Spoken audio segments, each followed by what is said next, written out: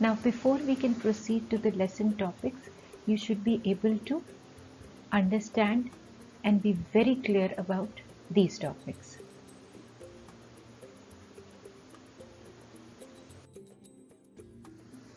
Now, some general characteristics of algae are that they have a simple bag-like or thallus-like body, which means that body is not differentiated into stem, root or leaf, or even parts resembling anything like this. So this is how they appear. They are autotrophs and always contain chlorophyll. Now, because of chlorophyll, the color should be green, but even if they don't appear green, it is because that the color of chlorophyll is masked by some other pigment which is present in more abundance. So even if they don't appear green, they have chlorophyll.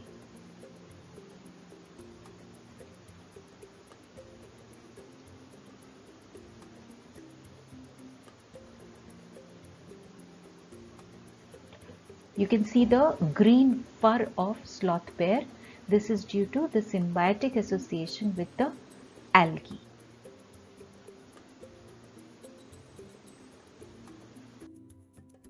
Now, some more general characteristics of alga. The size and form can be very small, like colonial. Here there are many cells, but these cells are not organized into tissues. All of them are capable of independent existence. They can be filamentous or they can be large plant-like. For example, the kelps such as laminaria. Start with some features related to reproduction in alga. The reproduction can be vegetative, that is by fragmentation, where a part of alga breaks and it develops into a new organism. Asexual reproduction is through zoospores. These zoospores are flagellated and because of the flagella they are motile. Sexual reproduction involves fusion of gametes. So on the basis of nature of gametes, following situations can be seen. Isogamous, where both gametes are morphologically and physiologically alike. For example, both can be flagellated and motile, both can be non-flagellated and non-motile. Anisogamous, where the gametes are not similar to each other, they can be distinguished as male and female. And oogamous, where the female gamete is large with lots of food stored in it and non-motile, but the male gamete is smaller and motile. Now let's see why are alga important for us. Staying in water, they don't seem to be of much use to us. Or are they? Algae are the green plants of water. Though their size is small, they are huge in number. Can you see the Arctic algal bloom? In such large numbers, they are responsible for half of total carbon dioxide fixation on Earth. Now, as they perform photosynthesis, they produce two very important products. One, they produce food. They are the primary producers in water bodies. Second, they produce oxygen, which is a byproduct of photosynthesis. So they increase the dissolved oxygen level in water. Both these are important for supporting life in aquatic habitat. Not only for aquatic organisms, algae are important sources of food and other products for us as well. About 70 species of marine algae such as Porphyra, Laminaria and Sargassum are used as sources of food, especially in coastal areas. Do you know that in Japan, 90% of algae are used by humans as food? Algae such as Chlorella are also used as protein supplements. Finally, algae are slimy. They can hold a large quantity of water. So, they are used in making substances which have a jelly-like consistency. This jelly-like consistency is due to hydrocolloids, and algae are very important sources of hydrocolloids. Common algae used for this purpose include algin, which is obtained from brown algae, carrageen is obtained from red algae, and agar is obtained from Giletium and Gracilaria, which again are red algae. The division algae is divided into three classes: Chlorophyceae or the green algae, Phaeophyceae or the brown algae, and Rhodophyceae or the red algae. Before we proceed, you must have noticed that algae are classified on the basis of colors. Actually, the division is based on the pigments present in the different algal groups. The classification we are following now is a natural classification. So this is one of the many criteria. There are many other criteria which we'll be studying later on, and these justify the classification of algae into these three groups.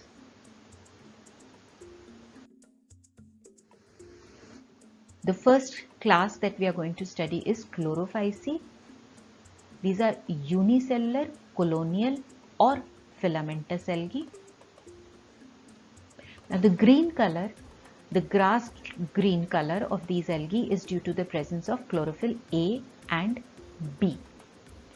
Besides this, there are two more very important characteristics of chloroplast in Chlorophyceae. First, the shape of chloroplast is unique to different species. Example, Chlamydomonas has a cup-shaped chloroplast, spiral chloroplast are present in Ulothrix, and Oedogonium has a reticulate chloroplast. Second, the chloroplast have pyrenoids, which are food storage bodies, and these pyrenoids contain protein and starch. Reproduction, as we just covered in the general characters, is of three types: vegetative through fragmentation, asexual reproduction by zoospores, and sexual reproduction may be isogamous, anisogamous and oogamous.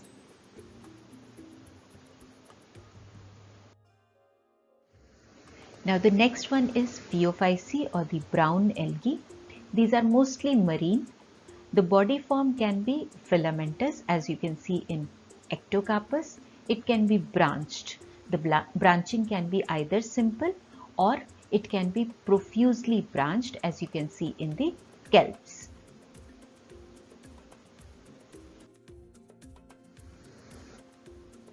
The pigments that are present here are chlorophyll A and C, but the color of the algae is due to the presence of carotenoids and xanthophyll. The color can be olive green to brown, and it depends on the amount of carotenoids or xanthophylls present. These are the common examples of the brown algae. Now the vegetative characters. The food is stored in the form of complex carbohydrates known as laminarin and mannitol, and the cell wall is made of cellulose, which is further covered with a gelatinous coating of algin on the outside. We just saw algin is a hydrocolloid which protects the algae present in water from rotting.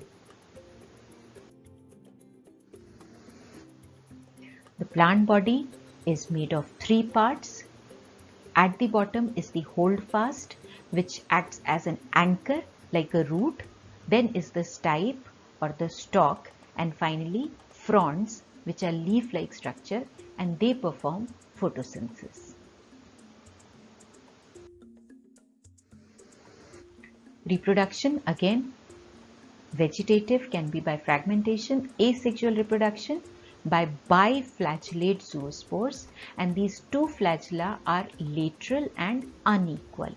Now one unique feature of this group is that the zoospores are pyriform or pear-shaped. Sexual reproduction, again isogamous, anisogamous and oogamous. Gametes again are pyriform with lateral flagella.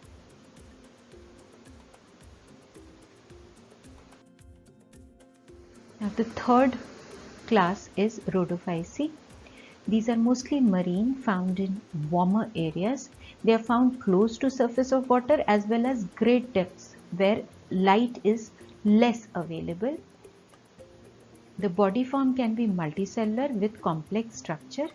The pigments are chlorophyll A and D, but the red colored pigment R phycoerythrin is also present. The cell wall is made up of cellulose, pectin and polysulfate esters.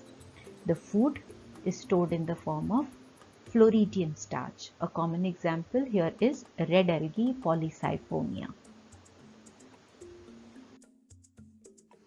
Vegetative reproduction is through fragmentation, asexual reproduction through spores, but these spores are non-motile.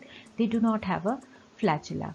Sexual reproduction is oogamous. Again, gametes are non-motile, but unique feature here is that fertilization is followed by complex post-fertilization developments.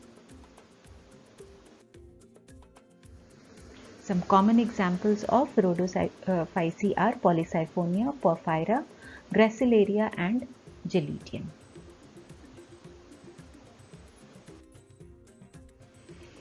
Now let's revisit the classification of algae with the help of this table from your NCERT textbook. As you study the criteria for classification in this table, you realize that pigment is not the only thing common in organisms of one class of algae. They also have similar stored food, cell wall features. The number of flagella is also unique to each group, and habitat. Chlorophyceae is freshwater, Phaeophyceae is mostly marine and Rhodophyceae is also marine.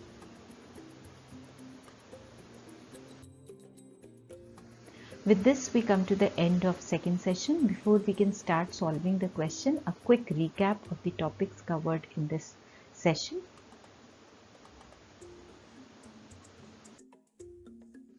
Now we'll try to solve some questions based on the topics that we have covered.